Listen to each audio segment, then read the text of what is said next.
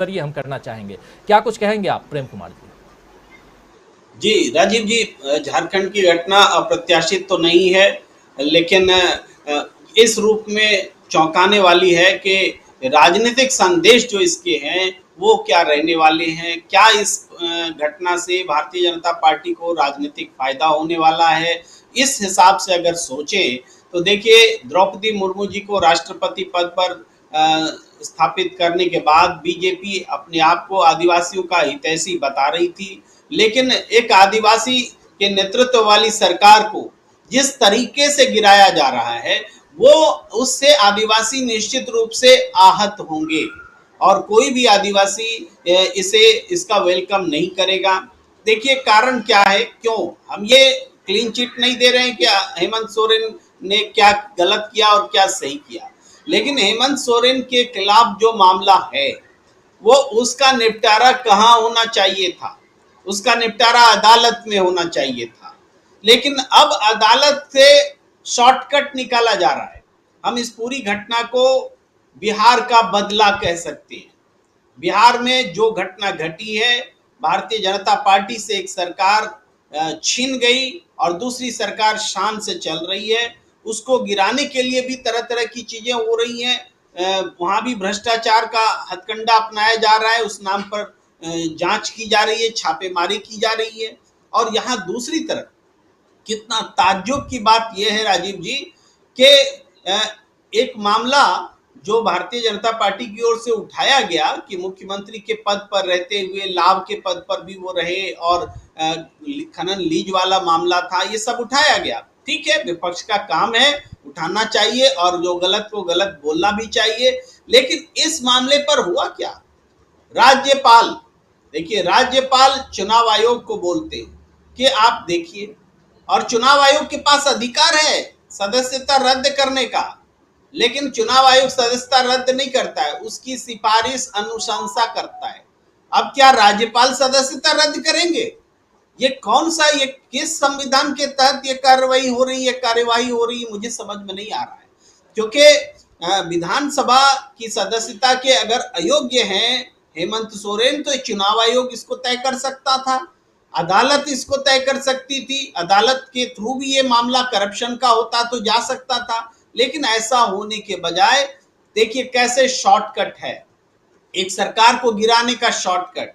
अगर अदालत में जाती बीजेपी तो ये मामला कब फलीभूत होता, उनके मन मुताबिक, ये उनके हाथ में नहीं होता। तो क्या किया जाए? तो अदालत को बाईपास करिए। तो अदालत को बाईपास करने के अभी तक तो एक तरीका ईडी था, ईडी यानी अदालत को बाईपास करके किसी को जेल में डालने का की एजेंसी, और ये दूसरा तरीका मुख्यमंत्री को अयोग्य करने का, वो भी अदालत से बाहर ये खोज लिया गया। राज्यपाल जी चुनाव आयोग को लिख रहे हैं, चुनाव आयोग राज्यपाल जी को लिख रहा है, और बीच में चिट्ठी जो है बीजेपी के दफ्तर में, प्रेस में, सब जगह घूम रही है, और सूत्रों के हवाले से चुनाव आयोग ने क्या लिखा है सबके सामने है। ये आप समझते हैं सूत्र क्या होता है? राजीव जी, आज मैं क्लास ले रहा था स्टूडेंट्स के बीच में, ये सूत्र का सवाल आया, थोड़ा सा बोलना दर्शकों के लिए बहुत जरूरी है कि ये सूत्र क्या होता है। सूत्र जो जब होता है कि हम ये मीडिया सूत्र का खुलासा करना नहीं चाहती है कि किसने हमें जानकारी दी, और इसलिए मीडिया ये कहती है कि हम सूत्र मेरे बहुत स्ट्रांग हैं, मेरी खबर पुख्ता है, लेकिन सूत्र का नाम हम नहीं बताएंगे, और सूत्र का कहना है कि ये खबर है, ये खबर सच्ची है, यानी उस खबर को ओन करती है मीडिया कि मेरी खबर है, सूत्र है, सच्ची है। ये होता है सूत्र का मतलब। आज क्या हो गया है सूत्र का मतलब? यानी जो खबर जिसकी जिम्मेदारी नहीं लेनी है, कहां से आई पता नहीं, सूत्र ने कह दिया है, तो यानी रेस्पॉन्सिबिलिटी नहीं लेनी है, तो वो सूत्र की खबर हो जाती है। तो सुबह से लेकर के चुनाव आयोग ने अगर अनुशंसा कर दी, और वो चुनाव आयोग का डिसीजन जो है, जो भी अनुशंसा हुई है कि सदस्यता रद्द करने की, उस डिसीजन की जानकारी अगर चुनाव आयोग के हवाले से है, अगर वहां बैठे हुए अफसर के हवाले से है, तो मीडिया हाउस को कहना चाहिए कि हमारा पक्का सूत्र है, चुनाव आयोग के सूत्र ने कहा है। लेकिन यह मीडिया नहीं कह रहा है। मीडिया इसका मतलब है कि यह सूत्र चुनाव आयोग से नहीं है, ये सूत्र बीजेपी के दफ्तर से हैं या इधर उधर से हैं या कपोल कल्पित से।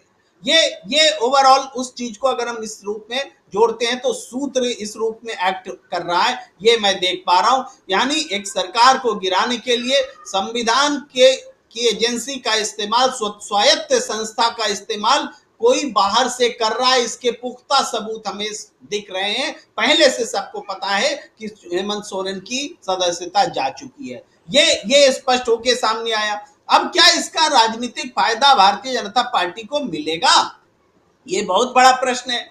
एक तो यहां भी झारखंड में सरकार को तोड़ने की जितनी भी साजिश हुई, ऑपरेशन लोटस, रुपए पकड़े गए, लोग पकड़े गए, असम जा रहे थे, बुलाया जा रहा था, असम से हेमंत बिस्वा शर्मा मीटिंग कर रहे थे, पैसे दिए जा रहे थे, सब बातें सामने आ गई।